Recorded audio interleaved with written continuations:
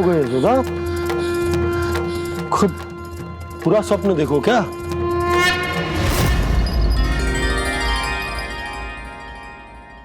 अरे वाकाना, आज तो समय से पहले ही तैयार होगा तू। तैयार तो होना ही था बाबा। इससे पहले कि राक्षस वृंदावन आकर विध्वंस करे, मुझे वन जाके उसका सामना करना है।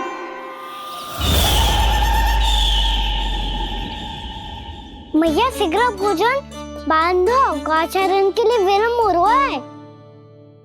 ना, आज कहीं ना जाएगा तू। आज घर पे विश्राम कर। ऐसा क्यों कह रही हो यशोदा? हर बार क्यों का उत्तर देना आवश्यक ना है जी। मैं ना चाहती आज ये जाए, तुझे ना जाएगा बस। और जे ही क्यों, आज अन्य बालक भी वन में ना जाएंगे गौचारण के लिए। आप गोपो को भेज दो। पर मैया गौचरण कराना तो मेरा दायित्व है। और तेरी देखभाल करना, तुझे सुरक्षित रखना मेरा दायित्व है। बाबा,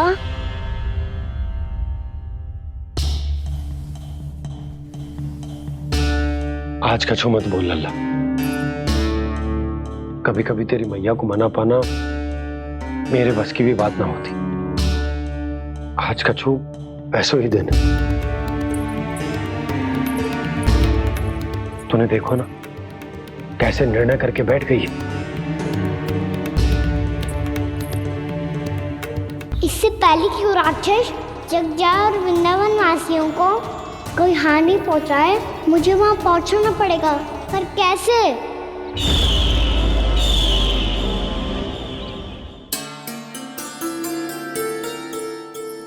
मैया, जाने दो ना, हाँ तो क्या कहेंगे सब? कान्हा ने दूसरे दिन ही छुट्टी ले ली। जिसे जो कहना है कहे। मेरे लिए तेरी सुरक्षा से अधिक महत्वपूर्ण और कछु ना है। देख लल्ला, ना जाने क्यों मेरा मन कह रहा है कि आज वन सुरक्षित ना है। इसीलिए हट मती कर। आज किसी भी मूल्य पे जाने ना दूंगी तुझे।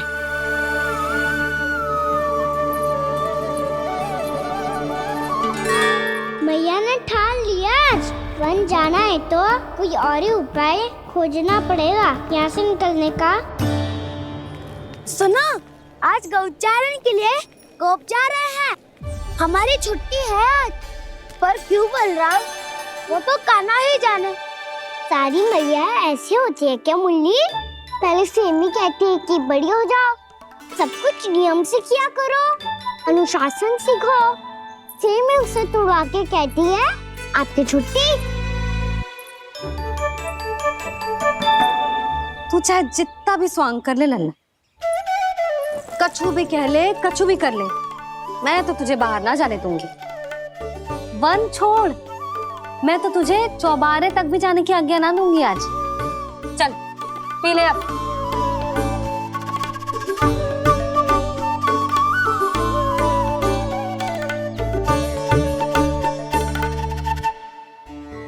आप समझ नहीं रही हो, मैं नहीं गया तो बहुत बड़ी समस्या हो जाएगी मैया।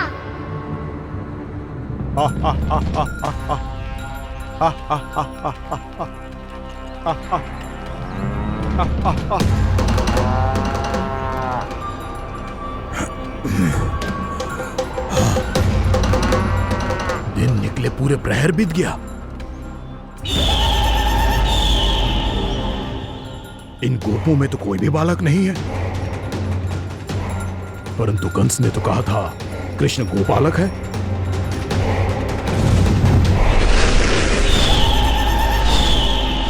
लगता है मुझसे भयभीत हो गया है वो, तभी तो आज गौचारण के लिए नहीं आया।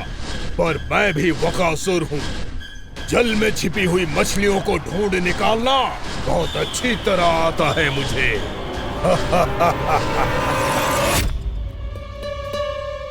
गोप और गैया संकट में है, मुझे शीघ्र ही वहाँ पहुँचने का कोई उपाय खोजना होगा। क्या सोच रहे हो? शीघ्र समाप्त कर। चल सिगरेट समाप्त करके भी क्या करूंगा मैया? आप मुझे कहीं तो जाने ही दूंगी ना। जाके सिखाओं के साथ भी ना खेल सकता। वो तो है,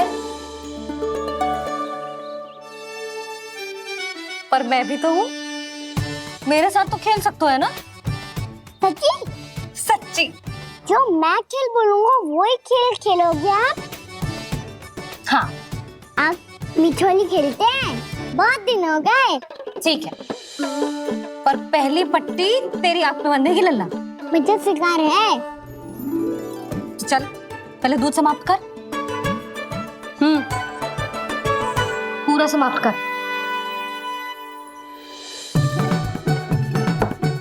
ये हुई ना बात। आजा खड़ा हो।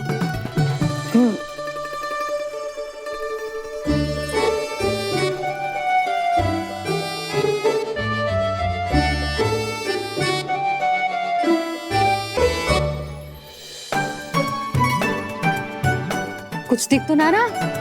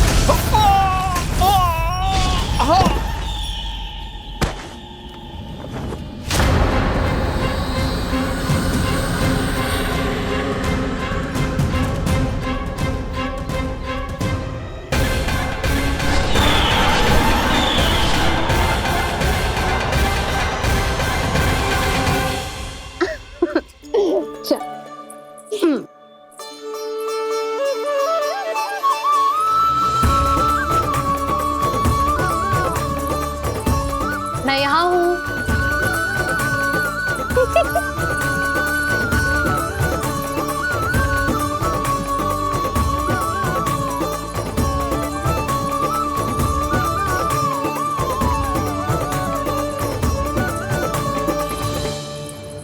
इससे पहले कि वो राक्षस किसी को हानि पहुंचाए, मुझे उस तक पहुंचना होगा।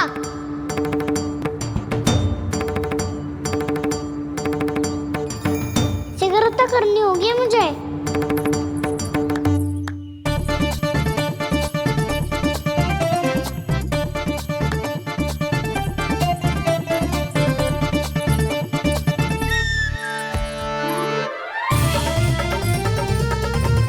पकड़ लियो मैया, पकड़ लियो। हाँ हाँ पकड़ लियो। पर तू तो अभी वहां था ना, यहाँ कैसे आ गया? आप भी तो वही थी मैया। सिगरेट यहाँ कैसे आ गए? बहाना बनाने से ना बनूंगा मैं। चलो अब आपकी बारी। हाँ हाँ ठीक है।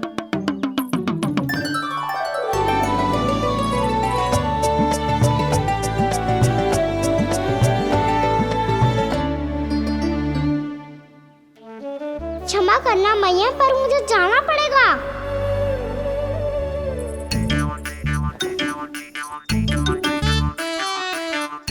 मैया पकड़ो मुझे। कहाँ है लल्ला?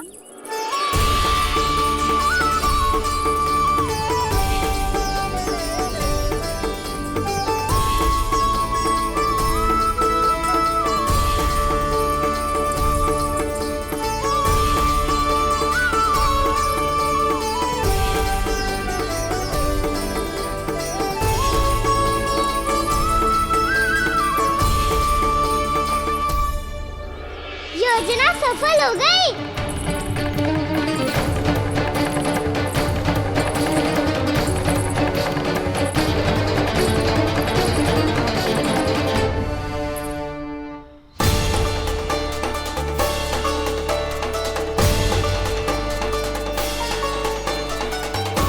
मुझे माफ करना मैया, आपको बिना बताए जाना पड़ रहा है।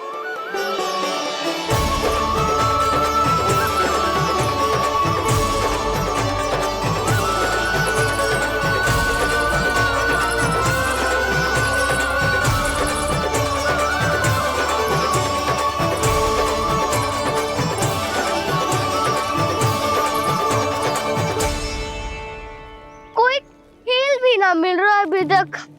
कहना तो अभी बता दे तो।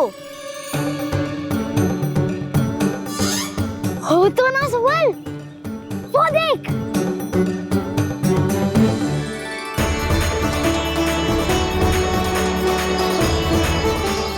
क्या कर रहा है इतनी शीघ्रता में? वन की ओर जा रहा है, वो चालू कर रहे। चले। हाँ।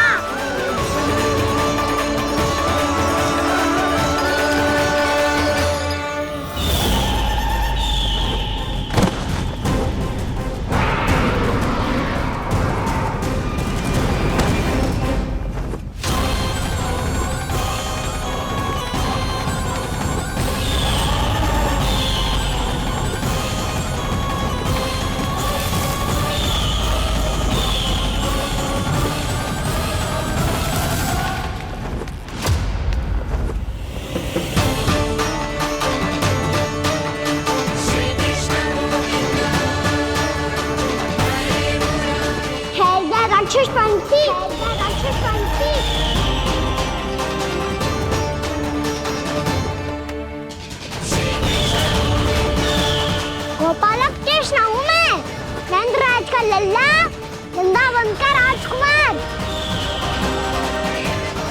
मेरे रहते तो मेरी प्रजा को कोई हानि ना पहुंचा सकता। तू है कृष्ण?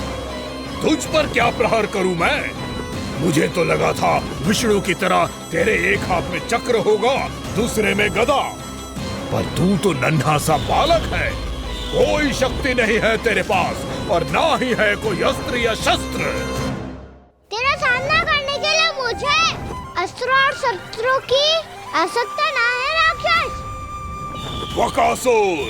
वकासुर नाम है मेरा, वही वकासुर जो अपनी बहन पूतना की हत्या का प्रतिशोध लेने आया है।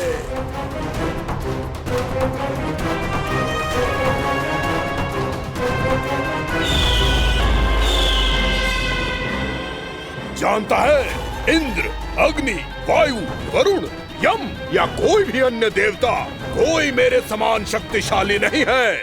और तू, मुझ जैसे पर्वत के सामने एक तिनके जैसा तू करेगा मेरा सामना? तू रोकेगा मुझे? बस एक ही प्रहार में तुझे अपना आहार बना लूंगा मैं। छोटा चना बाजेगा ना। धमकियां देने से युद्ध नहीं जीते जाते बदकसूर। जो कार्य हो करके दिखाओ।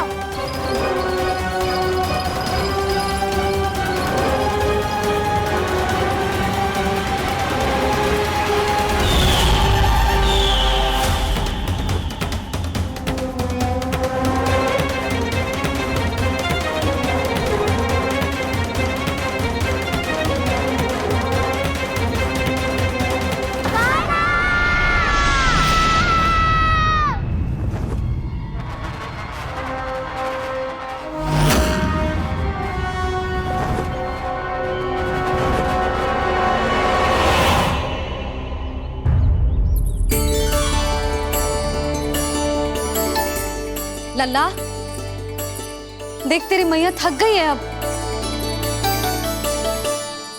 अब बस कर लल्ला, ताली बजा। कान्हा, अब बस कर।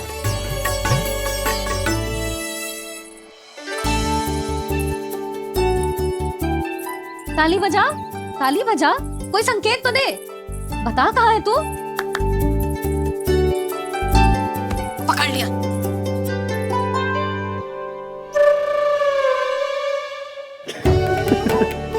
आप भी ना बड़े हो गए हो पर बचपना ना गया आपका ना।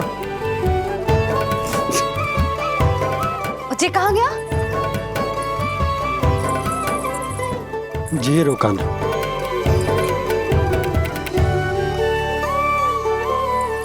फिर से मेरे साथ छल करके भाग गए, और गए हो कहाँ? नंदराज,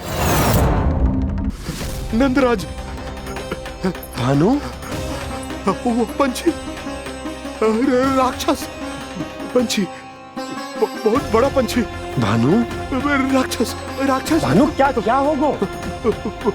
तुम बैठो, यशोदा जल लेकर आओ, बैठो।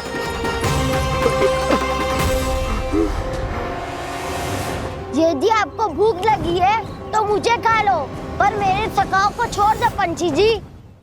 आप मुझे ही खा लो, लेकिन कान्हा को छोड़ दो।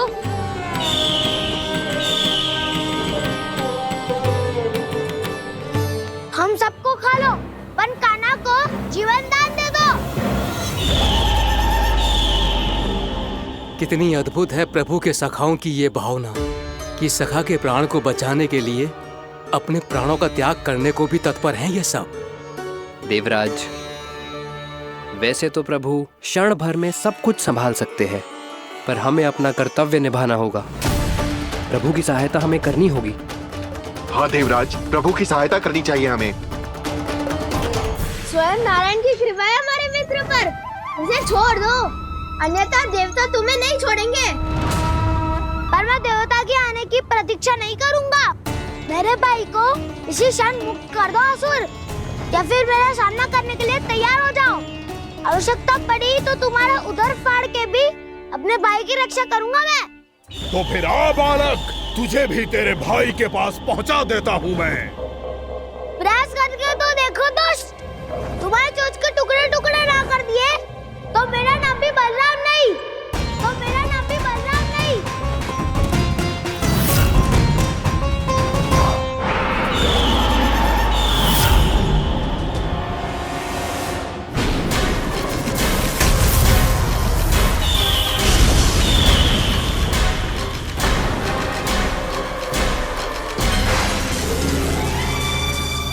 तेरी प्रार्थना स्वीकार हो गई मधु।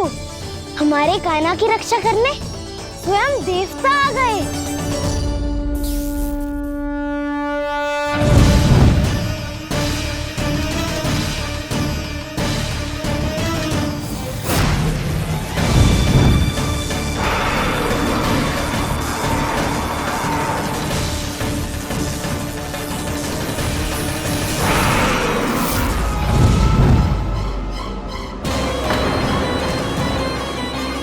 मत करो इंद्र, अपने वज्र का प्रयोग मत करो।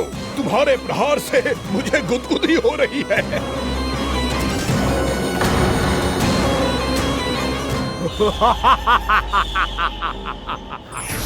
पर मेरी ज्वाला गुदगुदी नहीं करेगी वकासुर, जलाकर भस्म कर देगी।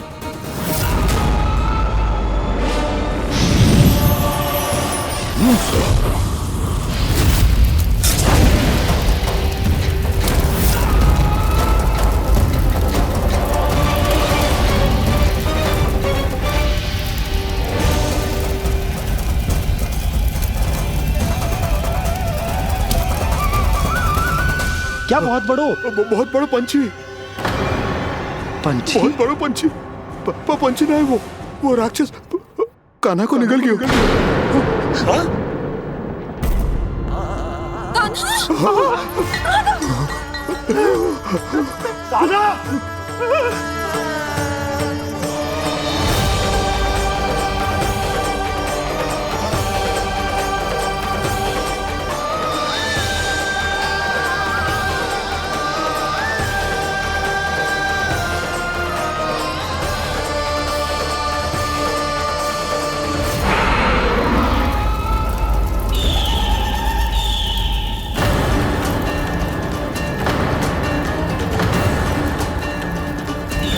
मेरे उदर की जठराग्नि भी तुम्हारी ज्वाला से अधिक तीव्र है अग्निदेव।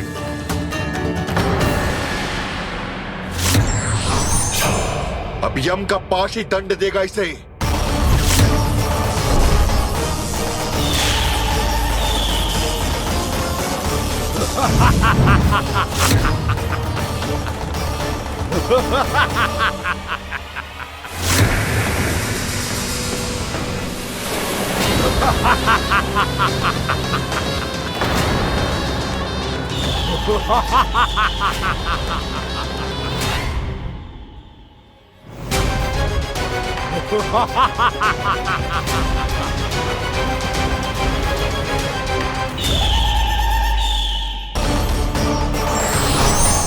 अब यम का पास ही दंड देगा इसे।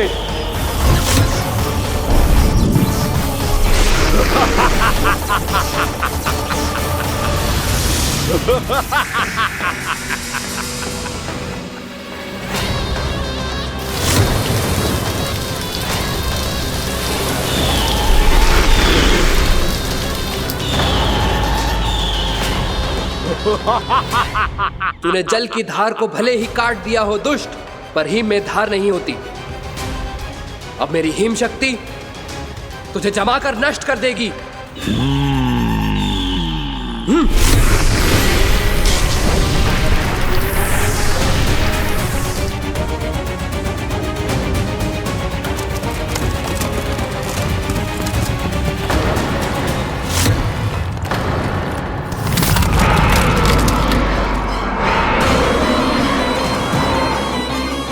चंद्र, वरुण, यम, अग्नि, इंद्र, तुम में से कोई भी इस योग्य नहीं है कि मुझे पराजित कर पाए और इस विष्णु अवतार की रक्षा कर पाए।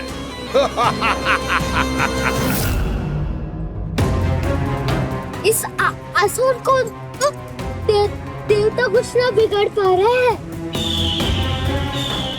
अब क्या होगा खाना का? बकासुर, मैं अपनी किरणों की ताप से तुझे छल्दी छल्दी कर दूंगा।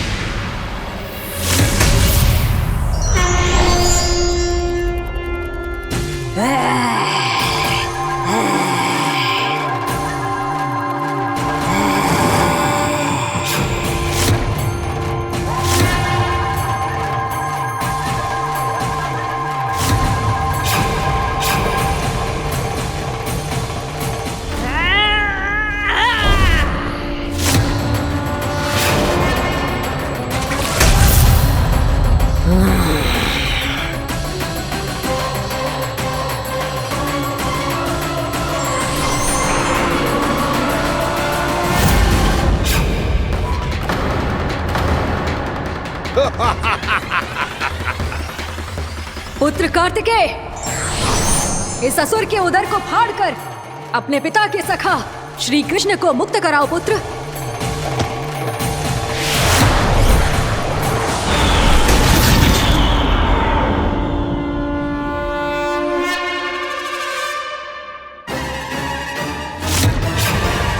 मैंने कहा था, तुम में से कोई भी मेरा बाल भी बांका नहीं कर पाएगा। तुम देवताओं का तो सामर्थ्य ही क्या, स्वयं देवों के देव महादेव भी मेरा कुछ नहीं बिगाड़ पाएंगे। कृष्ण को अपने उदर में ही पचा जाऊंगा मैं।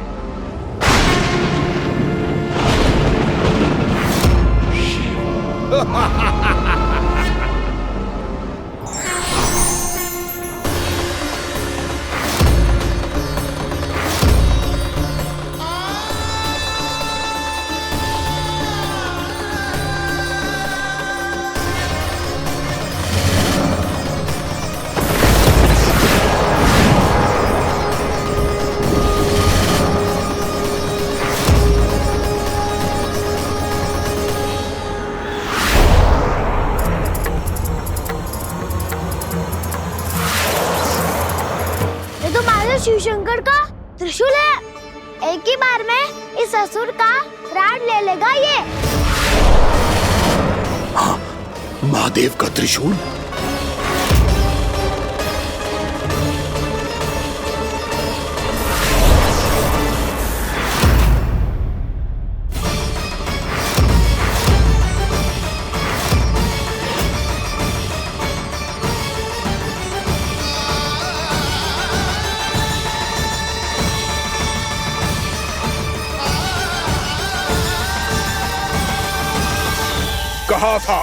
कहा था मैंने, स्वयं महादेव भी मेरा कुछ नहीं बिगाड़ सकते। अजय हूं मैं, अजय।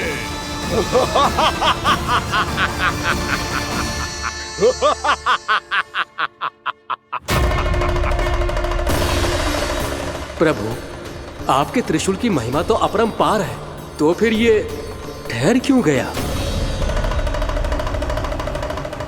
आपने अपने त्रिशूल को वापस क्यों ले लिया महादेव? इस दुष्ट का संहार क्यों नहीं किया? क्योंकि इसकी मृत्यु मेरे हाथों नहीं, मेरे सखा नारायण के अवतार श्री कृष्ण के हाथों ही होगी, और यही विधि का विधान है। पर पिताजी, श्री कृष्ण तो इस असुर के उदर में फंसे हुए हैं, हम उन्हें मुक्त कैसे कराएंगे? ये उन्हें स्वयं ही मुक्त करेगा पुत्र। श्री कृष्ण अपने अपमान से क्रोधित नहीं होते, पर अपने भक्तों का अपमान वो क्षण भर भी सहन नहीं कर पाते। वकासुर यही भूल कर रहा है, हम सबका निरंतर अपमान करके वो उन्हें क्रोध दिला रहा है। वो ये नहीं जानता कि शीघ्र ही उन्हें अपने उदर में रख पाना उसके लिए असंभव हो जाएगा।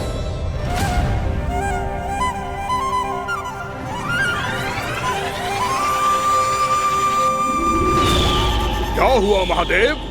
पराजित होकर भी मुस्कुरा रहे हैं। पर अब तो महादेव कहलाने के भी योग्य नहीं रहे आप। असफल देवताओं की इस अयोग्य सेना को लेकर चले जाइए यहाँ से। ना ये मेरा सामना कर सकते हैं और ना ही आप। मेरी शक्ति के सामने आप अक्षम हैं महादेव।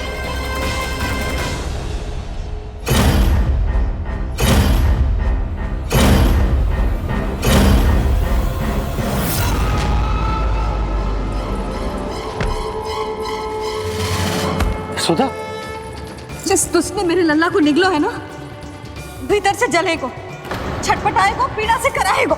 जिस दुष्ट ने मेरे लल्ला को निगलो है ना, भीतर से जलेगो, छटपटाएगो, पीड़ा से कराएगो।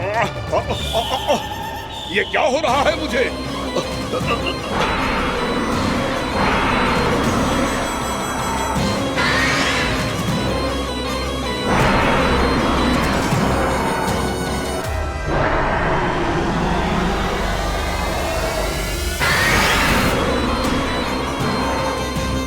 मुझे ऐसा क्यों लग रहा है जैसे भीतर से जल रहा हूं मैं? ये क्या हो रहा है मुझे?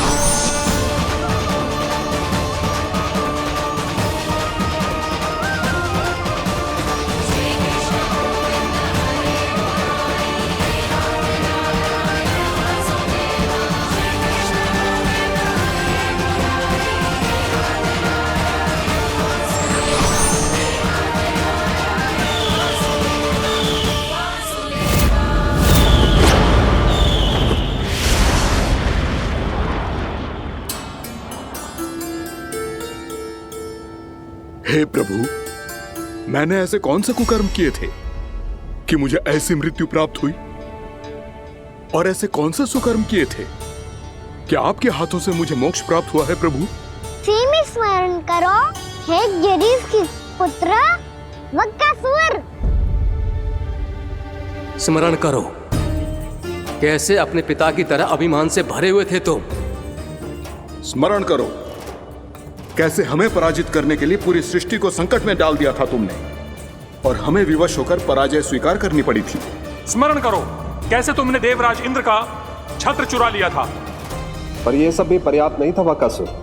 तुम्हारे पापों का घड़ा तब भरा था जब तुमने देवी गंगा के जल में साधना करते हुए जजाली मुनि की तपस्या में व्यवधान डाला था।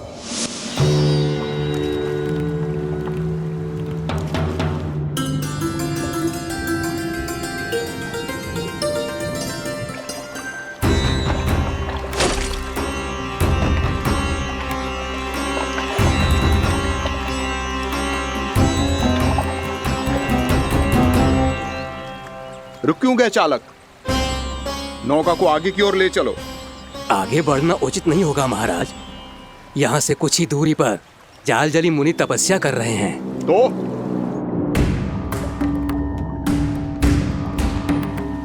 मेरे मत्स्य आखेट के क्षेत्र में इसने तपस्या करने की भूल की है। मेरे ही राज्य में मेरा कोई क्षेत्र मेरे लिए वर्जित हो, यह मुझे स्वीकार नहीं है। आपने पर्याप्त मत्स्य आखेट कर लिया है महाराज। यदि तुम इन मछलियों का आहार नहीं बनना चाहते हो, चुपचाप मेरी आज्ञा मानो। क्षमा, क्षमा महाराज।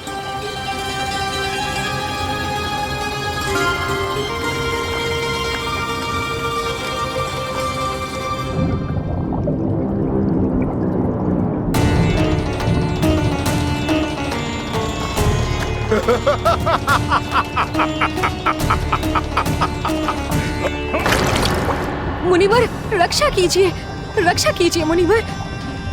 हमारे प्राण बचाइए मुनिवर, मुनिवर हमारे प्राण बचाइए।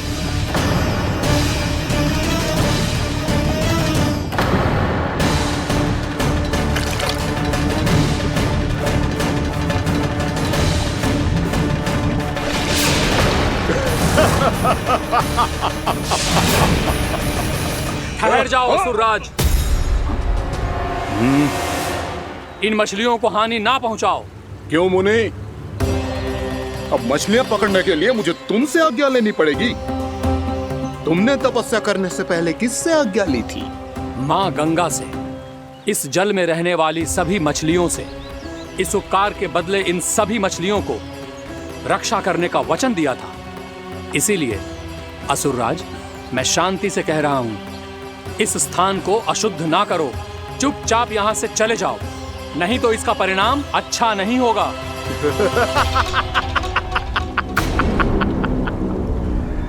तुम जिन देवताओं की तपस्या कर रहे हो ना मुनि, उन्होंने भी मेरा कुछ नहीं बिगाड़ पाया था, और तुम मुझे धमकी देने का दुस्साहस कर रहे हो।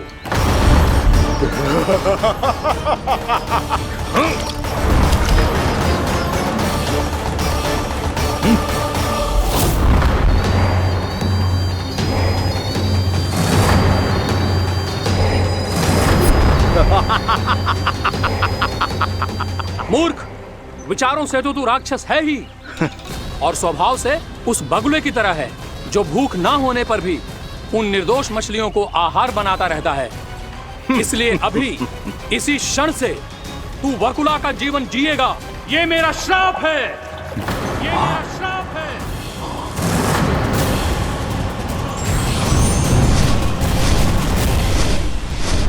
श्राप पाने के बाद तुम्हें आभास हुआ कि तुमने कितना बड़ा अपराध किया था, और तब तुम जजाली मुनि से क्षमा याचना करने लगे। तुम्हारे अपराध बोध को जानकर मुनि श्रेष्ठ शांत हुए और उन्होंने तुम्हें वरदान दिया। श्राप से मुक्ति का एक ही मार्ग होता है असुर, पश्चाताप। तुम्हें अपने भूल का पश्चाताप है, इसीलिए मैं तुम्हें वरदान देता हूं। तुम्हें मेरे श्राप से मुक्ति अवश्य मिलेगी। स्वयं प्रभु श्री नारायण के अवतार इस बगुले के देह के बंधन से तुम्हें मुक्त करेंगे।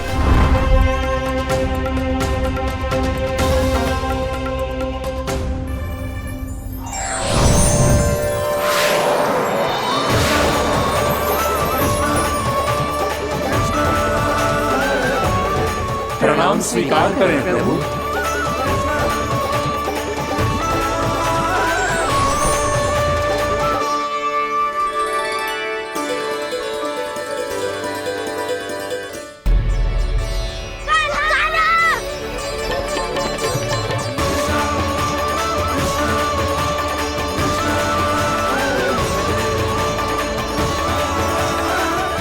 मुझे ना बताओ कि तुम सबने क्या देखा है, शायद जो देखो है, बस मैया से कछु मत ही बताना। कान्हा!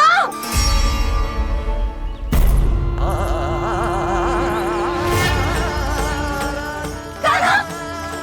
मेरा लल्ला!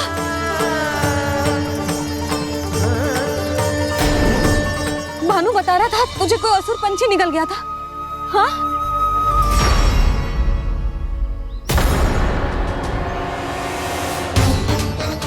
हे नारायण, ये क्या है?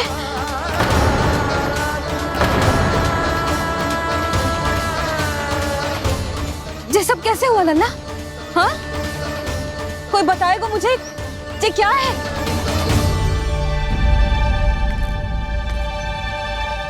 श्रीधामा, मधुमंगल, चिची को सब कुछ बता दो।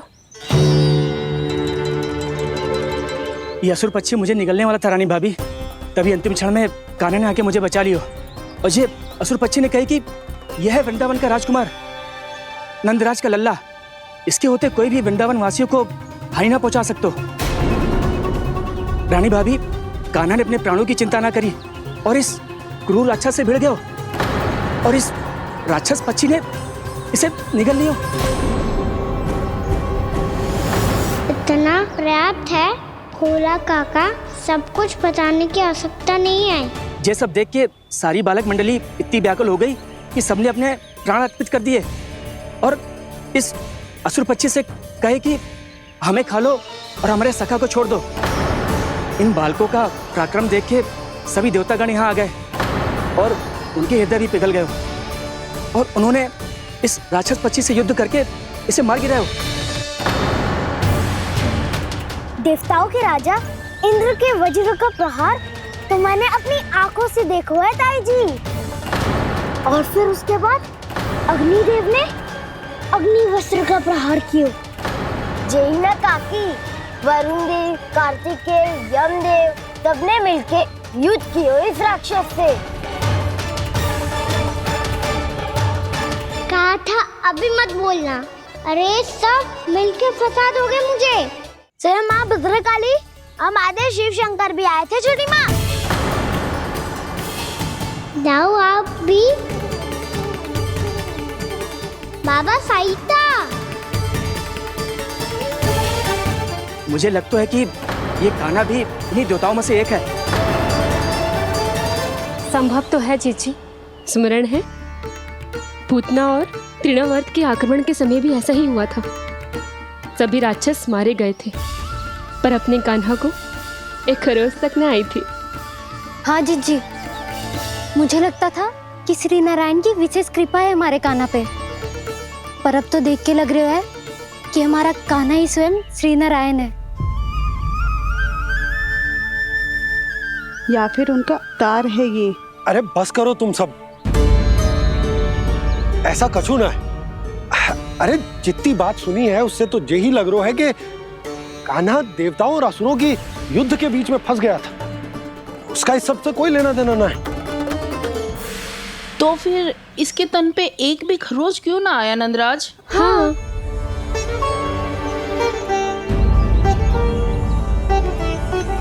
है काकी, खरच तो है।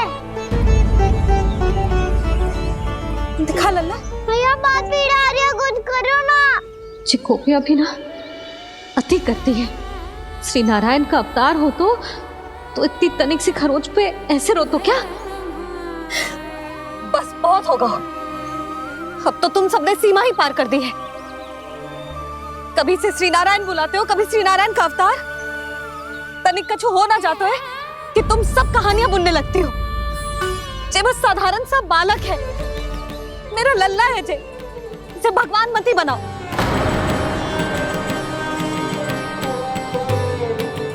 और तू क्या आवश्यकता थी तुझे यहाँ आने की?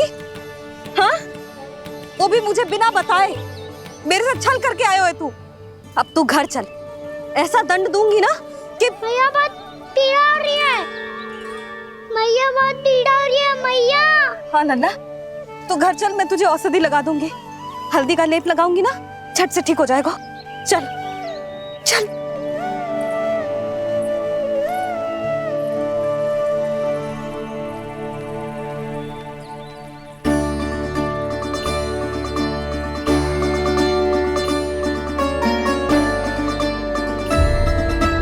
मैया बहुत पीड़ा हो रही है मैया।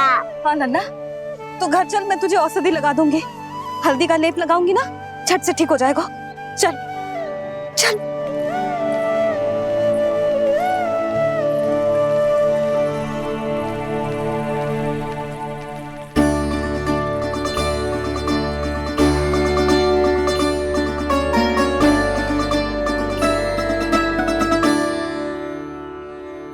बस लल्ला बस, रो मत।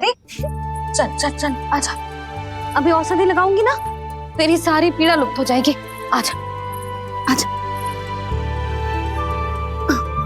बैठ जा लल्ला। अभी आई मैं। हाँ,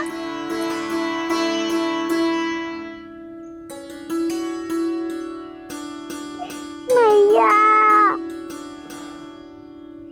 अरे तू अभी तक रो रो है? क्या कह रही थी सारी गोपियां? बता। के मेरा लल्ला श्री नारायण का अवतार है, दिव्य है, भगवान है। और जो भगवान इतनी छोटी सी चोट पे रोते हैं क्या? इतनी तो लगी भी ना है तुझे, जितना तो तू आ ऊ कर रो है।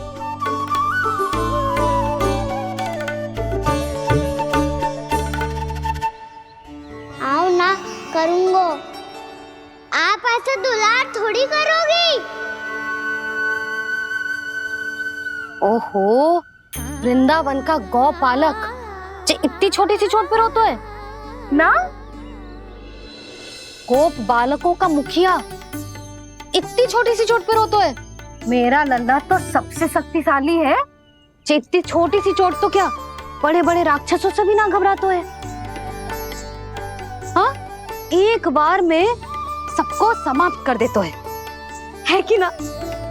हाँ मैया, यदि कोई राक्षस वृंदावन की ओर तेरी दृष्टि करके आएगा, तो सबसे पहले कान्हा को सुरक्षा में खड़ा पाएगा। फिर चाहे जो बाल बन के आए या बगुला बन के।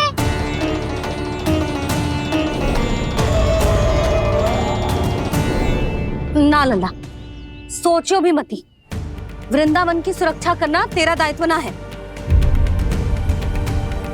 तुझे और कोई संकट का सामना करने की आवश्यकता ना है। अभी तो मेरी पीड़िता का हरण कर रही थी, अचानक से क्या हो गया मैया को? कोई आवश्यकता ना है तुझे ऐसे संकटों का सामना करने की। आने दे आज तेरे बाबा को, सीधा सीधा बोल दूंगी। बहुत हो गए उनके तर्क वितर्क। मेरा फूल सा लल्ला वन में अकेले गौचारण के लिए ना जाएगो। आज बगुले ने निकल लियो, कल कछु और हो जाए तो? नारायण ना करे, कहीं कछु ऊंच नीच तुझे कछु हो जाए तो? मैं तो जीते जी मर जाऊंगी।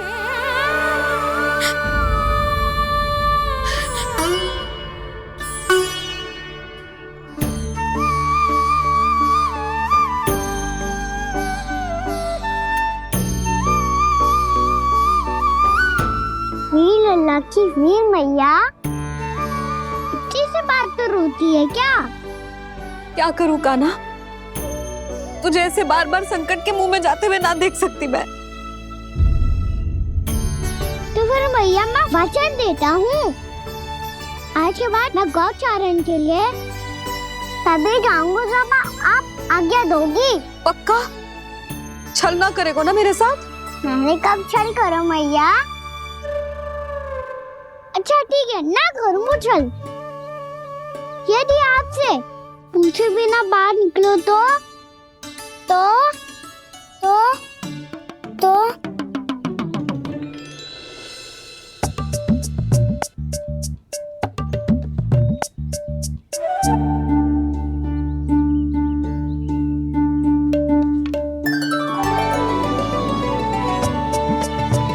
ये रही आपकी छड़ी और ये रही मेरी पीठ। चेक देना तापर तोड़। ठीक है, जब तूने अपना दंड निर्धारित कर ही लियो है तो सोच ले, अब अगर तूने मेरी बात ना मानी तो तोड़ तोड़ छड़ी पड़ेगी। समझ आई?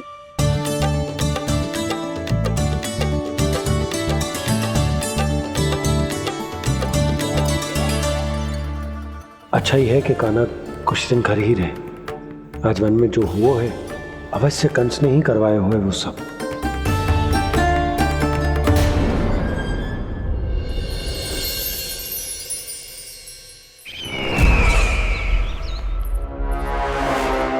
आपका ये धनुष तो सबसे अधिक शक्तिशाली था महाराज, ये कैसे टूट गया? कहीं ये बकासुर की पराजय का संकेत तो?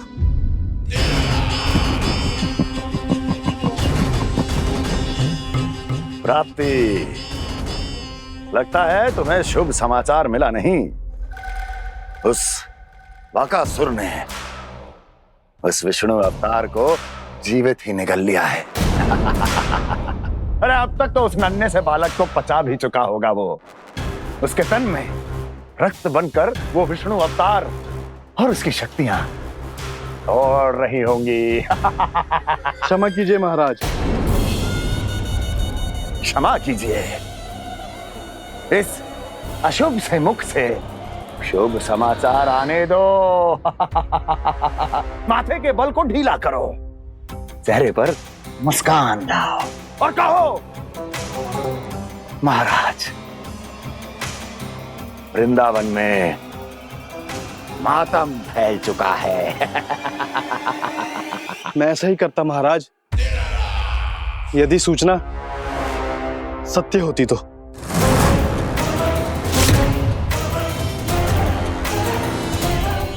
कहना क्या चाहते हो? एक क्षण में सूचना उगलो, अन्यथा मेरा योद्धा बकासुर विष्णु अवतार की तरह तुम्हें भी जीवित निकल जाएगा। आने दो। बकासुर मारा गया महाराज, बकासुर मारा गया महाराज, बकासुर मारा गया। बकासुर मर चुका है? असंभव। असंभव। बकासुर ने उस बालक को निगल तो लिया था, पर उसकी सुरक्षा करने के लिए सभी देवता वहां प्रकट हो गए, पर फिर भी कोई बकासुर का सामना नहीं कर पाया। और फिर क्या हुआ? वो बालक स्वयं ही बकासुर के उदर से बाहर आ गया और उसकी चोंच तोड़कर उसकी हत्या कर दी।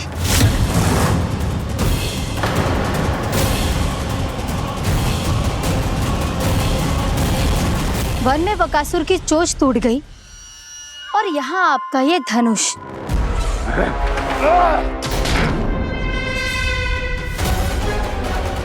केवल नहीं टूटा तो आपका ये भ्रम महाराज। क्षमा कीजिएगा महाराज, आपका भ्रम टूटना आवश्यक है। आवश्यक है आपको यह आभास होना कि उस विष्णु अवतार को पराजित करने के लिए आपके साधारण योद्धाओं में वो सामर्थ्य नहीं है। वत्सासुर, पूतना, तृणावर्त, बकासुर, ये सब साधारण नहीं थे प्राप्ति, साधारण नहीं थे। फिर तो ये और भी अधिक चिंता का विषय है महाराज, क्योंकि इसका अर्थ तो यही हुआ कि वो विष्णु अवतार कुछ अधिक ही असाधारण है और उसका सामना करने के लिए और उसे मिट्टी में मिलाने के लिए आपको एक ऐसे अस्त्र की आवश्यकता है जो उसके सामने ना झुके और ना ही टूटे।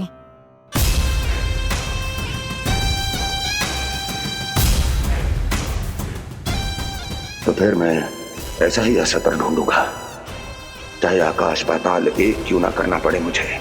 10 दिशाएं 14 भुवन क्यों ना नापने पड़े मुझे, मैं उस असतर को अवश्य ढूंढ निकालूंगा जो उस विष्णु अवतार के प्राणों की डोरी इस धनुष की तरह तोड़ सके।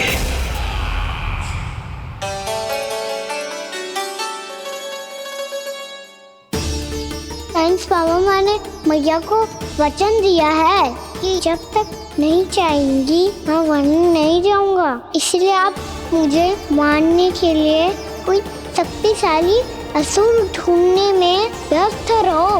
कुछ दिन तब तक मैं व्यस्त रहूंगा अपनी मैया की सेवा करने में।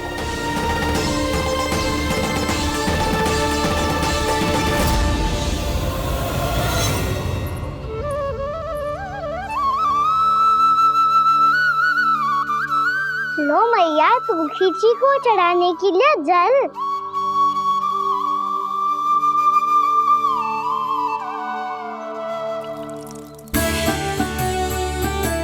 लो मैया, और आटा।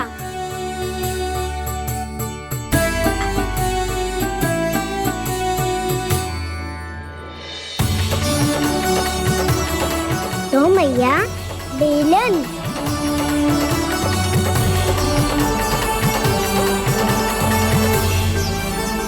ले तनिक खा ले। ओ मैया, भूख ना लगी है। बिना भूख के खाने से क्या लाभ? और तेरा जब पेट तो कह रहा है कि उसे भोजन चाहिए। और लाभ कैसे ना है लल्ला? भोजन का लाभ है ना, तन को पोषण मिलेगो, स्वास्थ्य बनेगो, जे तेरी भुजाओं में शक्ति आ जाएगी ताऊ के जैसी, ताऊ से भी अधिक। तेरे जे केस भी लंबे हो जाएंगे। सच्ची मैया? सच्ची। माप के देख लियो नित्य दिन। तनिक खा।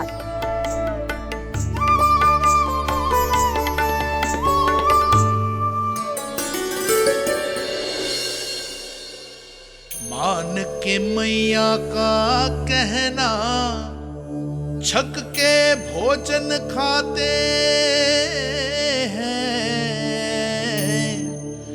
नित्य मापते भुजा केश, पर ज्यों का त्यों ही पाते हैं।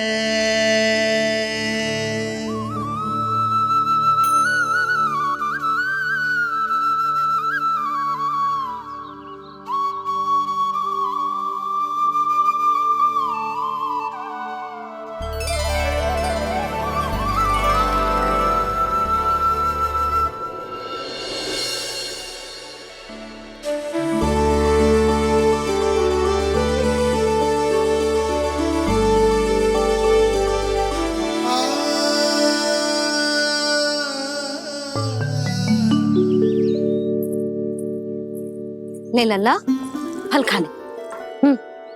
ना, मुझे ना खाने फल वल। क्यों? लंबे केस और शक्तिशाली भुजाएं ना चाहिए? व्यर्थ है ये सब। पिछले 10 दिनों से देख रहा हूँ, ना केस लंबे हुए हैं, ना भुजाएं शक्तिशाली बनी है। 10 दिन में कछु ना होने वाला। 10 सप्ताह ऐसे खाएगो ना, तब जाके कछु बदलाव दिखेगो। समझ आई? चल अब खा ले। वैसे भी मुझे बहुत सारी तैयारियां करनी है आज। इसीलिए भैया, एकादशी के व्रत के लिए लल्ला। सुनो जी, सारी सामग्री आ गई? हाँ, तुमने जो कही थी सब ले आए हूँ।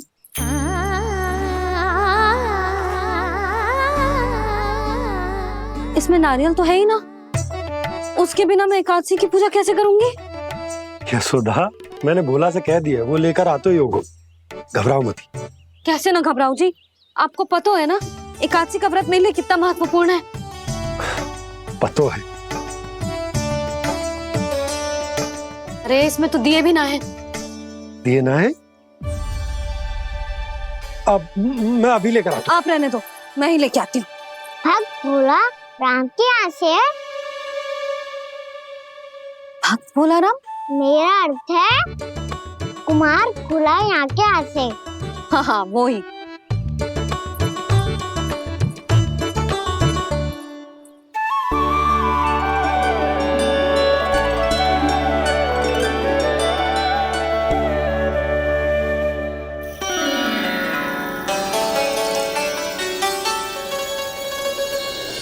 श्री हरि, श्री हरि, मेरे श्री हरि।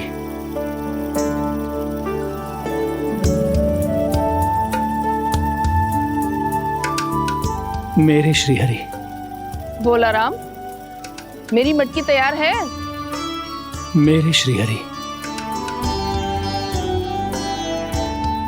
मेरे श्री हरि।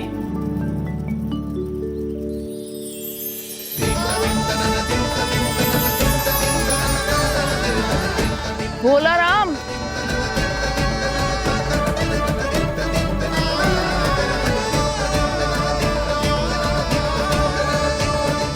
भोला काका, ओ भोला काका।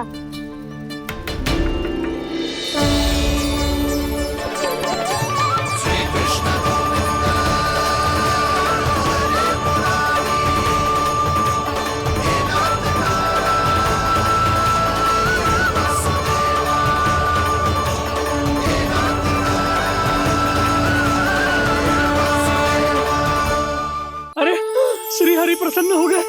मेरे श्री हरि आ गए, मेरे भगवान आ गए।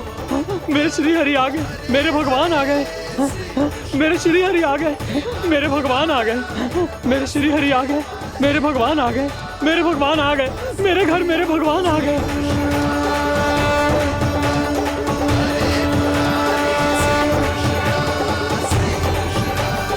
मेरे घर आ गए, मेरे श्री हरि आ गए। हाँ, मेरे श्री हरि आ गए। जे तो बावले थे ही, अब बालकन को भी साथ में मिला लिए। उज्जवल क्या कर रहा है? अरे ठहर जा भोला।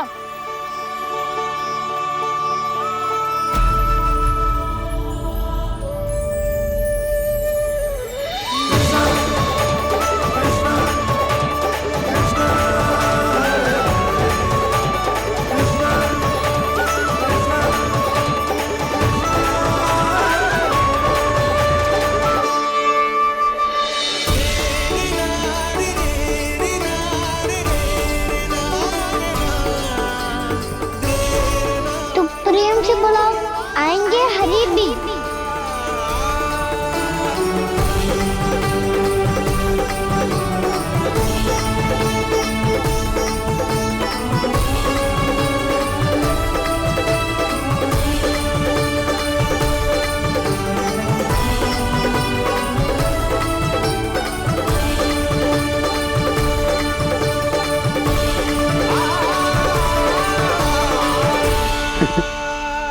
क्या वो गाना?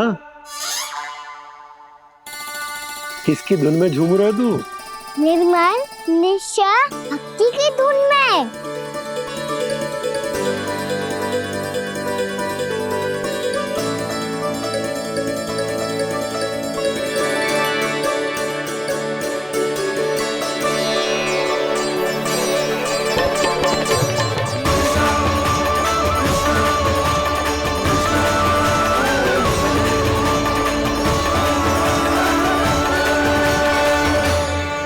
अरे क्या हो गया इन्हें? बावले हो गए हैं क्या? ठहरो, कोई आवश्यकता ना है ऐसे बावलों की तरह नाचने की।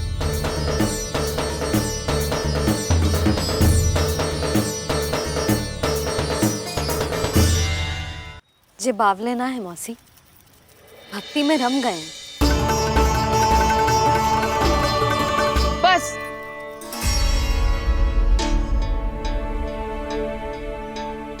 हम सब कब से खड़े हैं यहाँ, पर तुम्हें कुछ ध्यान ही रहा है।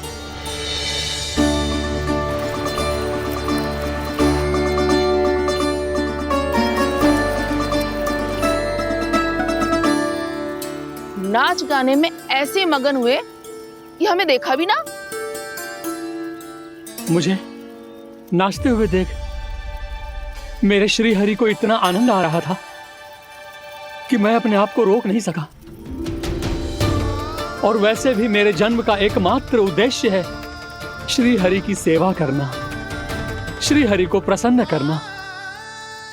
तुम बावले हो भोला राम, या हमें बावला बना रहे हो? श्री हरि और तुम्हें देख रहे हैं? हाँ, अभी वो यहीं थे, देख रहे थे। भोला काका, आपने भी ना अति कर दी। अब हमें भी बताओ तनी, कहाँ थे श्री हरि?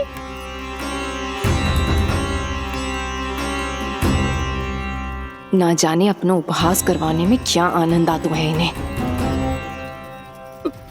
देखो, अब तुम सच मानो या झूठ, लेकिन हमरे श्री हरि यहीं थे, इसी चाक पर अभी। हाँ, लो सुन लो इस मूर्ख की बात।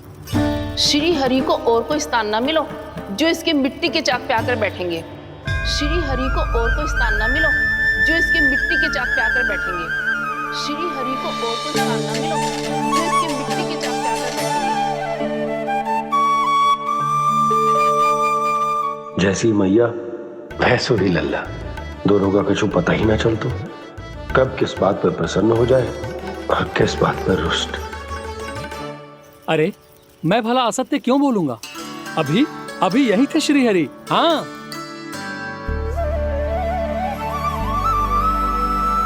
हाँ, जैसे श्री हरि को तो कोई कार्य है ही ना, वो तो आतुर होके बैठे रहते हैं कब तुम हरि हरि बुलाओ और वो दौड़े चले आए।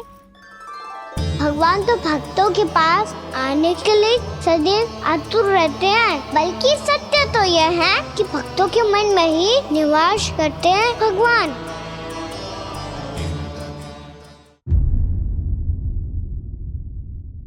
अरे मैं भला असत्य क्यों बोलूंगा? अभी यही थे श्री हरि। हाँ,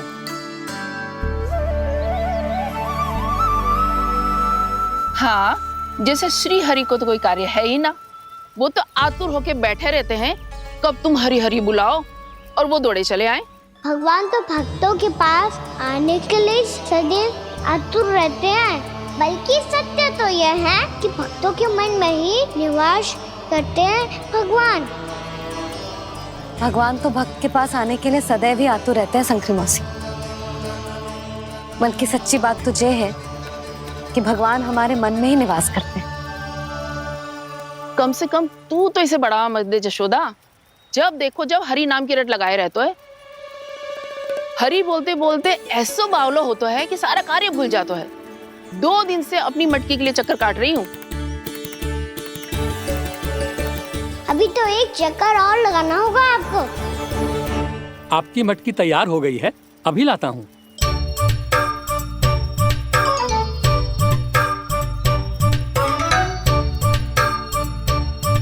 लो जी मटकी।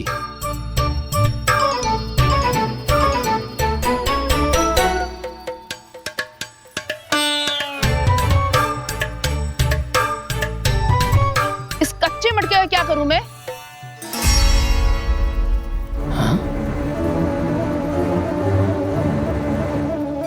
पर इसे तो मैंने भट्टी में पकाया था।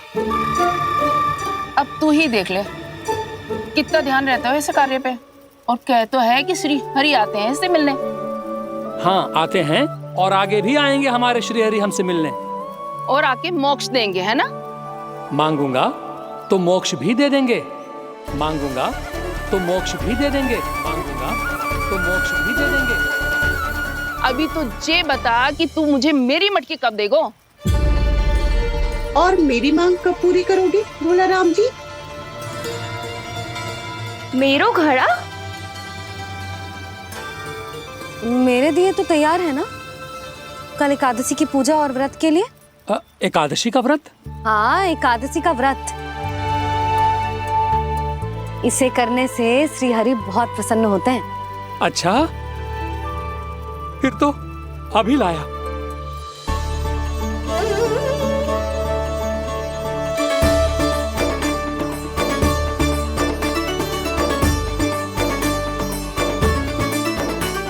लो जी आपके दिए।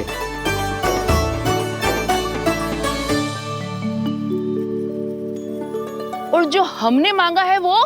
बाकी सब शेष द्वादशी के दिन मिलेगा, क्योंकि कल मैं भी एकादशी का व्रत रखूंगा, क्योंकि कल मैं भी एकादशी का व्रत रखूंगा, क्योंकि कल मैं भी एकादशी का व्रत रखूंगा।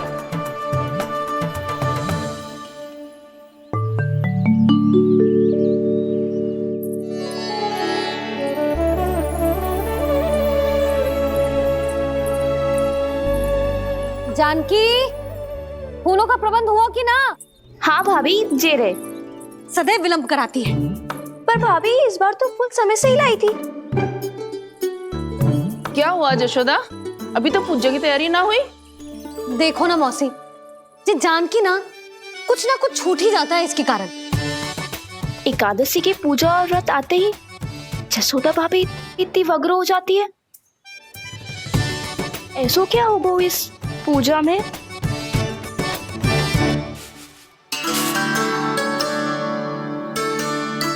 ये थाली में रोली चंदन रखने से, दिया जलाने से के होगो? आपको पता भी है एकादशी का व्रत क्यों रखते हैं? क्या महत्व है इसका? लो, जे तो मैं जसोमती रानी से पूछना भूल ही गया। पर हाँ भगवान, मेरे लिए इतना ही पर्याप्त है कि इस व्रत को रखने से मेरे श्रीहरि हमसे प्रसन्न हो जाएंगे।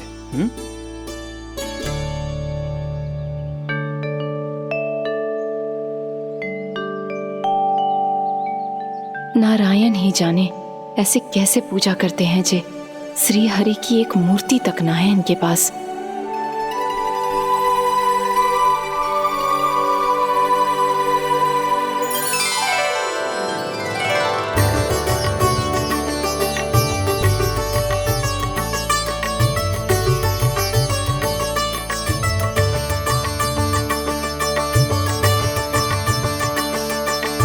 प्रभु, न तो मेरे पास मूर्ति है और ना तो इस व्रत के विधि विधान के बारे में मुझे जानकारी है और ना ही मुझे इसके महत्व के बारे में जानकारी है, पर फिर भी मैं करना चाहता हूं।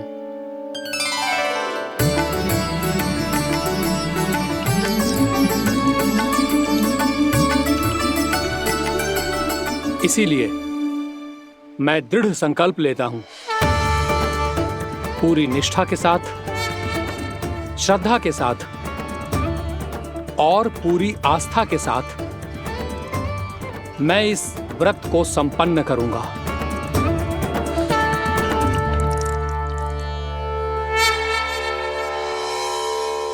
हम संकल्प लेते हैं कि एकादशी के व्रत को पूरी निष्ठा के साथ संपन्न करेंगे।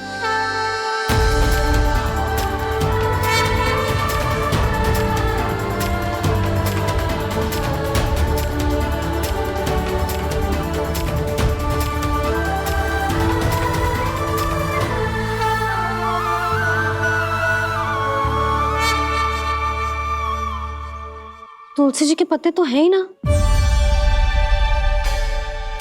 श्री नारायण को तुलसी जी के पत्ते के बिना भोग ना चढ़तो है। जानकी, तुलसी के पत्ते कहाँ हैं? भाभी, मैं तो कब से यही पूछना चाह रही थी कि तुलसी के पत्ते लाऊं क्या, पर आप तो व्यस्त थी ना। तुझे कितनी बार समझाओ है ना, यदि तेरे कछु करने से किसी और की कोई हानि ना हो रही हो या किसी के अच्छे कार्य में सहायता हो रही हो तो मुझसे आज्ञा लेने की आवश्यकता ना है। समझ गई भाभी, आगे से जाना उनको। ले अभी लेकर आती हूँ।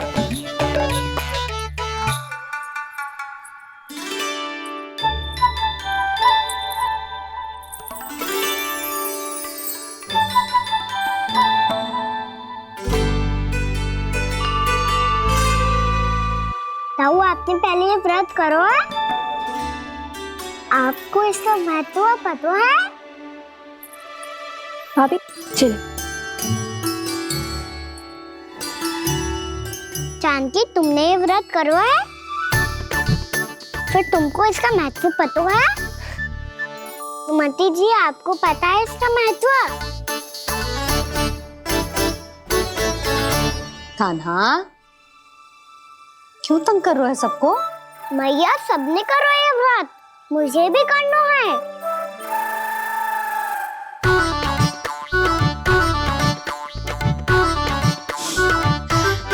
ये व्रत केवल बड़ों के लिए होती है लल्ला। जब आप ये व्रत कर सकती हो, बाबा कर सकते हैं, ये सारी गोपियां कर सकते हैं, वो भी कर सकते हैं, तो मैं क्यों ना कर सकता? क्योंकि तू कल तक भूखा ना रह पाएगो लल्ला।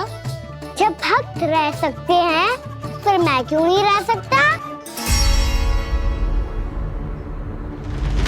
मेरा अर्थ है कि नारायण के भक्त मैया, मैया मान जाओ ना, मुझे करने दो ना ये व्रत। अपनी लल्ला पे आप विश्वास ना है आपको? विश्वास है। अच्छा ठीक है, तू भी कर ले।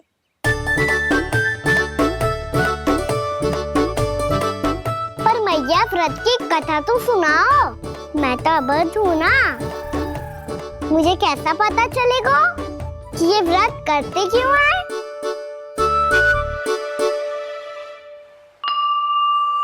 प्रभु, मुझ अबोध को कैसे पता चलेगा कि इस व्रत का क्या विधि विधान होता है और क्यों रखा जाता है और इसका महत्व क्या होता है? मुझे तो आप ही बता सकते हैं प्रभु। जब व्रत कर रहे हैं तब उसका महत्व भी पता होना चाहिए ना। बताओ ना मैया, क्यों रखते एकादशी का व्रत? इसके लिए तो तुझे एकादशी की कथा सुननी होगी। सुनेगो ना?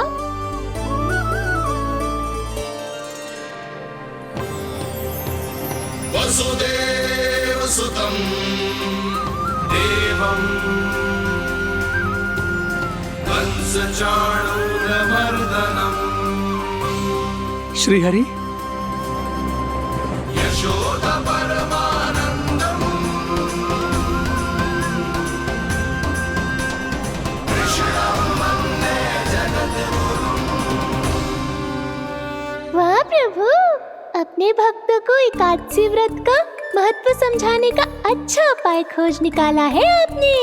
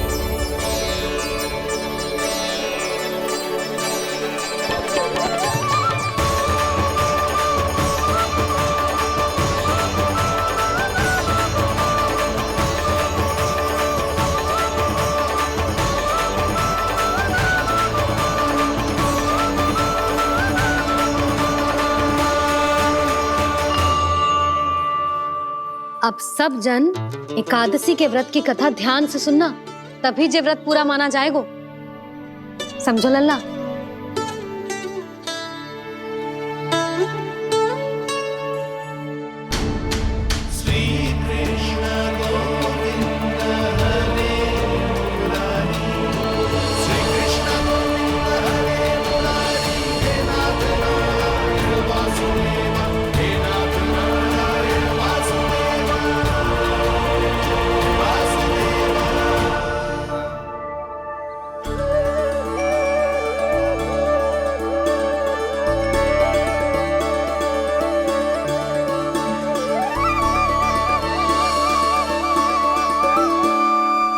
सतयुग में चंद्रावती नाम के नगर में मूरा नाम का एक असुर राज्य करता था। ओम ब्रह्मदेवाय नमः। ओम ब्रह्मदेवाय नमः। ओम ब्रह्मदेवाय नमः। ओम ब्रह्मदेवाय नमः।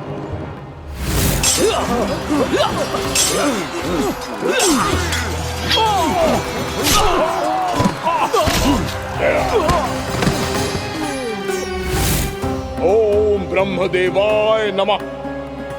ओम ब्रह्मदेवाय नमः।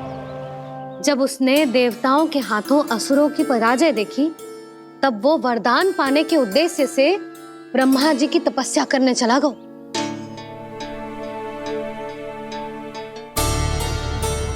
शीघ्र ही मूरा की तपस्या सफल हो गई और ब्रह्मदेव जी उससे प्रसन्न हो गए। ओम ब्रह्मदेवाय नमः। ओम ब्रह्मदेवाय नमः। ओम ब्रह्मदेवाय नमः। ओम ब्रह्मदेवाय नमः। ओम ब्रह्मदेवाय नमः। ओम ब्रह्मदेवाय नमः। ओम ब्रह्मदेवाय नमः। ओम ब्रह्मदेवाय नमः। ओम ब्रह्मदेवाय नमः। मूरा, प्रणाम ब्रह्मदेव। तुम्हारी तपस्या सफल हुई।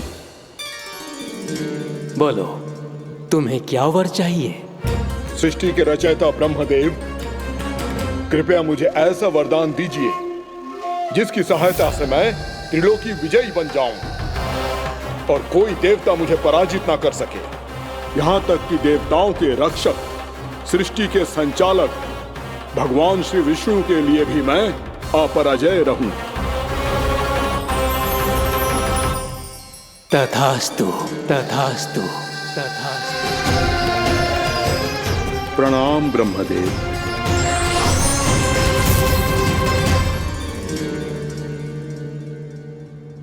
ऐसा वरदान पाकर मूरा बहुत अभिमानी होगा। यक्षों, किन्नरों, यहाँ तक कि देवताओं को भी युद्ध के लिए ललकारने लगो, पर किसी ने भी उसकी ललकार को स्वीकार ना करो, क्योंकि सभी उसकी शक्ति से बहुत भयभीत थे और उसके सामने युद्ध किए बिना ही अपनी पराजय स्वीकार करने लगे। और फिर दंभ में आके उसने स्वर्ग लोक पर भी आक्रमण कर दिया और देवराज इंद्र तक को चुनौती दे डाली।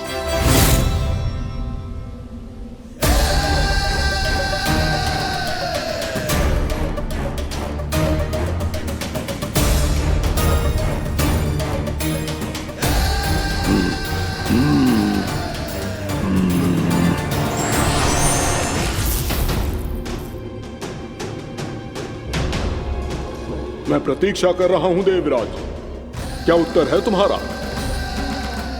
मुझसे युद्ध करोगे या फिर बिना लड़े ही पराजय स्वीकार कर मेरे अधीन हो जाओगे और सौंप दोगे मुझे अपना ये स्वर्ग लोक? सारी शक्ति तुम्हारे मुख में है या कुछ बाहुबल भी है तुम्हारे पास? मैं तुम्हारी चुनौती स्वीकार करता हूं मूरा, मैं तुम्हारी चुनौती स्वीकार करता हूं मूरा।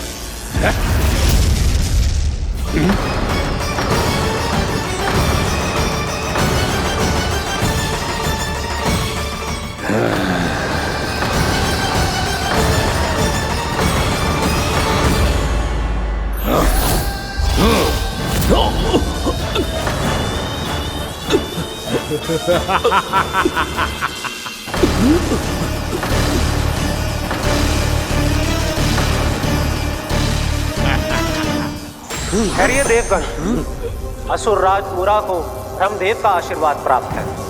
आप में से कोई भी इन्हें पराजित नहीं कर पाएगा।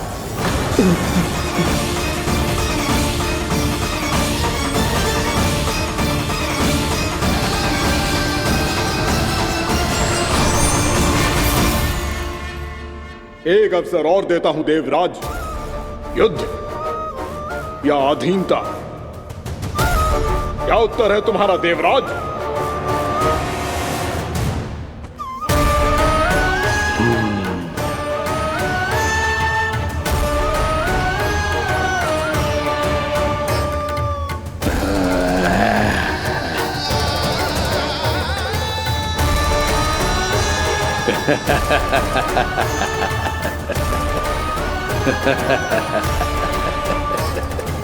इंद्र और सभी देवताओं ने मूरा के आतंक में आके उससे भयभीत होके अपना सिंहासन छोड़ दियो।